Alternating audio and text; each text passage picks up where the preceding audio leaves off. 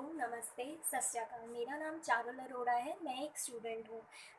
मैंने ये वीडियो, जिसको हम एक चर्चा भी कह सकते हैं, अपने आसपास रिश्तेदारों से बात करने के बाद इसको बनाया है कि कोरोना वायरस के चलते लोगों को क्या क्या परेशानियाँ आ रही हैं।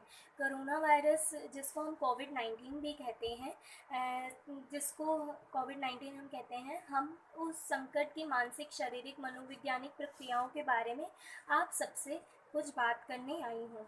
कोरोना वायरस एक संकट है, इसलिए मैं सबसे पहले आप सबको ये बताना चाहती हूँ कि संकट किसे कहते हैं। संकट व्यक्ति के जीवन में एकदम से आया हुआ बदलाव है।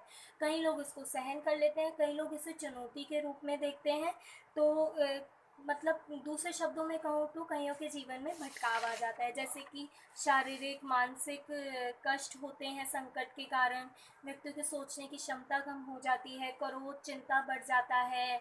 ऐसे ऐसे लक्षण होते हैं और स्वास्थ्य पर बहुत बुरा असर पड़ता है अगर संकट हो तो। अब मैं कोरोना वायरस संकट के बारे में बात करती हूँ। जैसे कि मैंने पहले भी बात बताया कि किसी भी संकट में व्यक्तियों के बहुत तरह की प्रतिक्रियाएं होती हैं। कुछ लोगों को कुछ दिनों बाद प्रकट होती हैं और कुछ लोगों को तुरंत आ जाती हैं। मनोवैज्ञानिक रूप से लोगों पर उसका असर होता है। संकट के कुछ शारीरिक, मानसिक प्रतिक्रियाएं होती हैं। कोरोना वायरस से संक्रमित होने का भय, डर रहता है कि कहीं हमें ना हो जाए, हमारे रिश्तेदारों को ना हो जाए। इस डर की वजह से व्यक्ति किसी चीज़ में ध्यान नहीं लगा पाता है, उसका बीपी, शुगर बढ़ जाता है, अगर तनाव में रहता है, हार्ट प्रॉब्लम हो जाती है।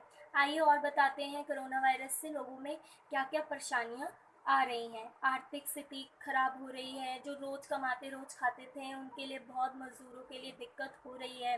जिनके बिज़नेस थे, वो बिज़नेस बंद हो गए। कईयों को डर है कि कहीं हमें नौकरी से ना निकाल दिया जाए।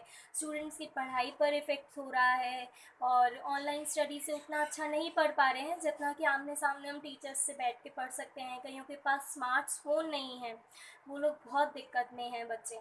और इसको सिचुएशनल क्राइसिस कहते हैं, अचानक से आया हुआ संकट। ऐसे संकट को सिचुएशनल क्राइसिस कहते हैं, जिसके बारे में कभी पता नहीं होता है। इसलिए मैं आप सबसे रिक्वेस्ट करना चाहती हूँ कि आप सब अपने घर रहें और इम्यूनिटी पावर को बढ़ाएं, कम ना होने दें। अगर इम्यूनिटी पावर कम होगी तो हम में बीमारियाँ हो सकती हैं कई तरह की। इसलिए आप सब अपने घर में स्वस्थ रहें, खुश रहें, एक्टिविटीज़ करते रहें, योगा करें, डांस करें। हमारे स्वास्थ्य के लिए बहुत अच्छा है। धन्यवाद।